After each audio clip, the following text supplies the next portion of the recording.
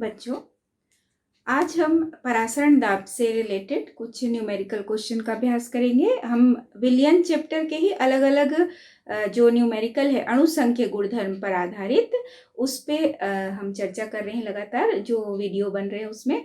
और आज जो हम पढ़ेंगे वो है वाष्प दाब से रिलेटेड और परासरण दाब से रिलेटेड। वाष्प दाब में आपेक्षिक अवनमन से संबंधित कुछ क्वेश्चन और कुछ क्वेश्चन जो परासरण दाब से संबंधित है।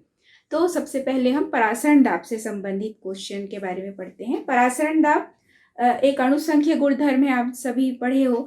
तो जो परासरण दाब होता है उसको किससे दर्शाते हैं? पाई से दर्शाते हैं। तो पाई इज इक्वल टू क्या हम पढ़ते हैं? Pi is equal to CRT। अब ये C जो है वो सांद्रता होती है। C को हम लिख सकते हैं N/VRT, मतलब सांद्रता है, यानी V लीटर में घुले हुए विलेय के मोलों की संख्या। तो यहाँ पर ये हो गया पाई। अगर हम इसको इस तरफ ले जाएंगे तो हमारे पास फॉर्मूला आएगा pi V is equal to NRT।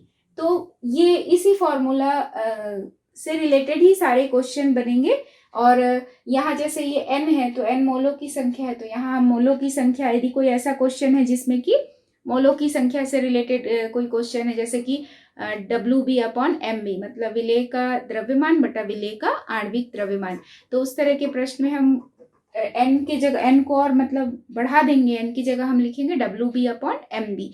कहीं मान लीजिए यदि पूछते हैं विलेय का आणविक द्रव्यमान ज्ञात कीजिए, तो वहां पर फिर MB निकालना होगा। कहीं मान लीजिए विलेय का द्रव्यमान ज्ञात करना है, वहां पे हमें WB ज्ञात करना होगा। कहीं सीधे सीधे पाई पूछ रहा है, मतलब कि परासरण दाब पूछ रहा है, वहां हम पाई ज्ञात कर लेंगे।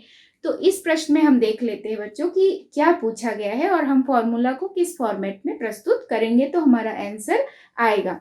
तो सबसे पहला हमारा प्रश्न है कि देख रहे हैं 300 केल्विन पर 36 ग्राम ग्लूकोज 1 लीटर विलियन में उपस्थित है। इसका परासरण दाब दिया है 4.98 बार। बार जो है यूनिट है दाब की। तो यहाँ पर यदि समान ताप पर विलियन का परासरण दाब, यानी पूरे विलियन का, तो 1.52 बार है, तो इसका सांद्रण क्या होगा? मतलब एक विलियन है, दोनों ही विलियन में 1 लीटर में ही बनेगा, सॉल्यूशन बना हुआ है जो क्वेश्चन के आधार पर यदि हम समझें तो।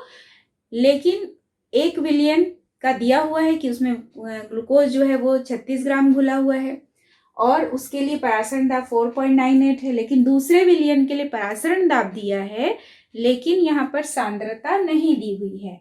ठीक है, तो मतलब यहाँ पर सांद्रता को हम कैसे ज्ञात करेंगे? तो सबसे पहले हम फॉर्मूला 2 तरह का लिखे, मतलब 2 समीकरण बनाएंगे।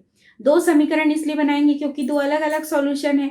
फिर दोनों समीकरण को एक दूसरे से रिलेट करेंगे और एक का जो सब चीज दिया है दूसरे का नहीं दिया है, तो उस आधार पर, पहले के आधार पर दूसरे की वैल्यू हम कैलकुलेट करेंगे।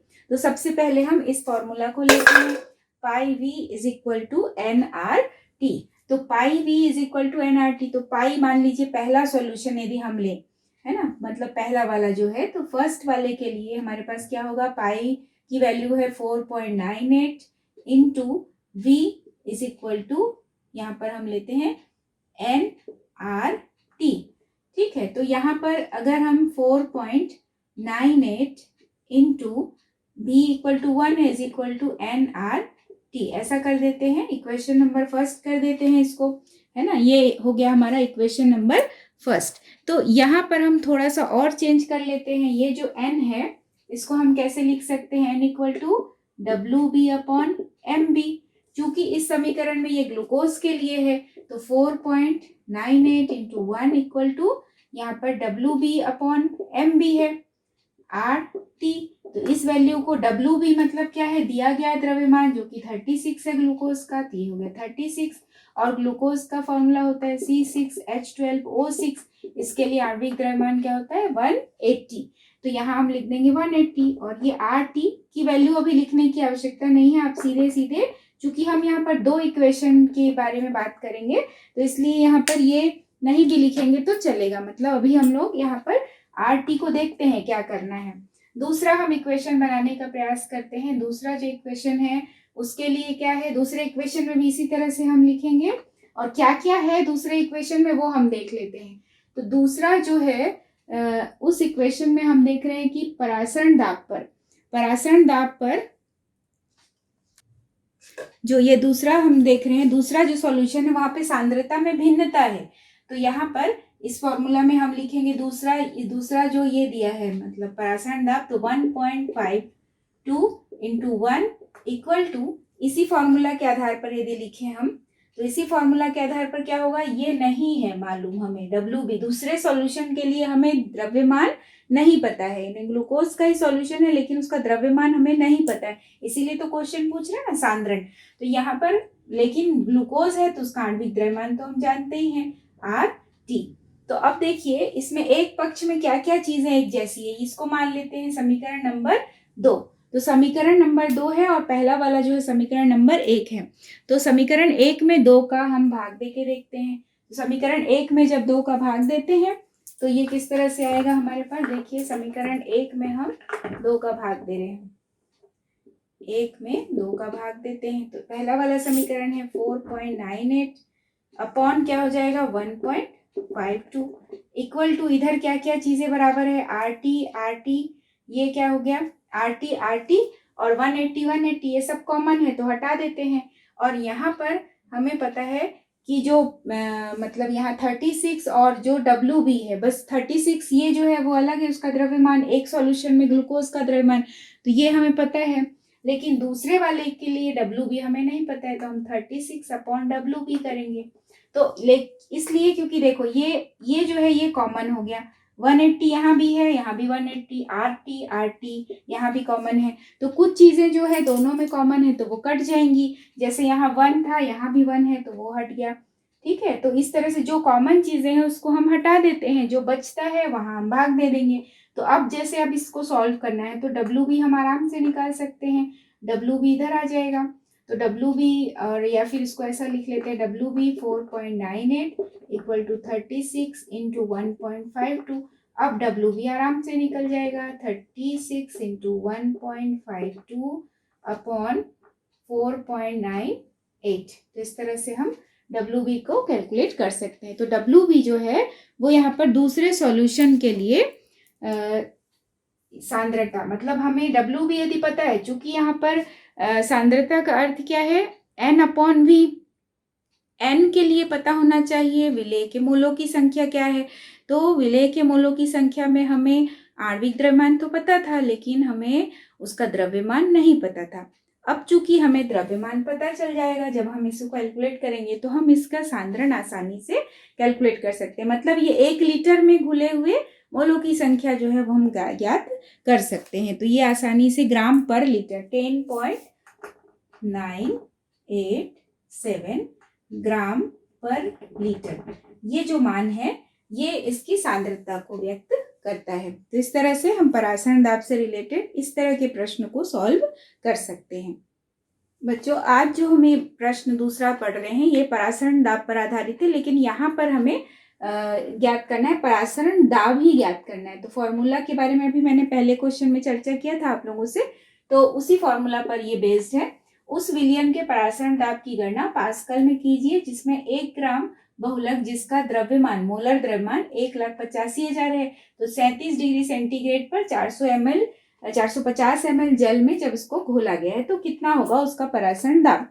तो यहाँ सबसे पहले हम गणना देख लेते हैं कि क्या क्या चीजें क्वेश्चन में दी हुई है। तो WB की वैल्यू दी हुई है, दिया गया द्रव्यमान है 1 ग्राम हो गया, मोलर द्रव्यमान इसका दिया हुआ है 1,85,000, साथ ही साथ यहाँ आयतन दिया हुआ है, आयतन का मान कितना दिया है 450 ml, ठीक है। R की वैल्यू हम पास्कल में ही ले लेते हैं, 8.314 गुणा 10 के घात में 3, तो ये पास्कल में इसकी यूनिट को ले रहे हैं। टेम्परेचर चूंकि 37 डिग्री सेंटीग्रेड है तो 37 डिग्री सेंटीग्रेड को हम 273 में प्लस कर देते हैं तो ये आ जाता है 310 केल्विन, ठीक है। तो ये T की वैल्यू निकल गई।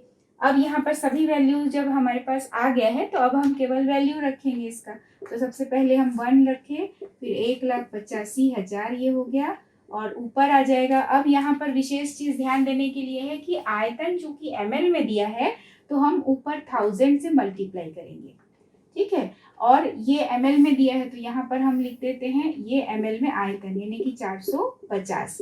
अब ऊपर क्या वैल्यू है r, तो r की वैल्यू दी हुई है 8.314 गुणा 10 की घात में 3, पास्कल के फॉर्म में है। तो 8.314 गुणे 10 की घात में 3 ये पास्कल फॉर्म में हो गया। और यहाँ पर और क्या बच रहा है, हम इसमें मल्टीप्लाई क्या कर सकते हैं, और जो चीज़ें बच रही है उसमें यहाँ पर हम r की वैल्यू को हटा देते हैं, जो हमारे पास वैल्यू है, और क्या बच रहा है, यही टेम्परेचर बच रहा है यानी कि 310 केल्विन।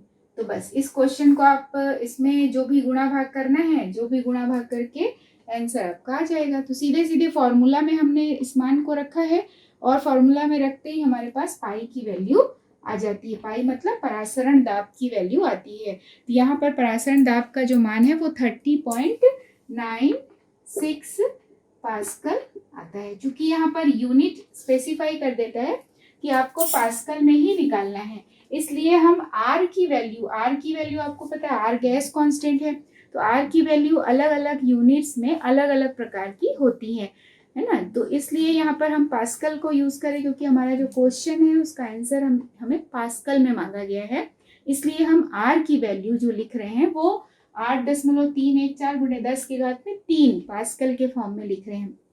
तो क्वेश्चन बनाते समय आप इस चीज को ध्यान रखेंगे कि किस तरह का यूनिट है क्वेश्चन में। अगर कुछ नहीं पूछ रहे तो आप नॉर्मल जो भी रख सकते हैं, 0.082 वायुमंडल वाला भी रख सकते हैं, अर्ग में रख सकते हैं, जूल में रख सकते हैं, ठीक है।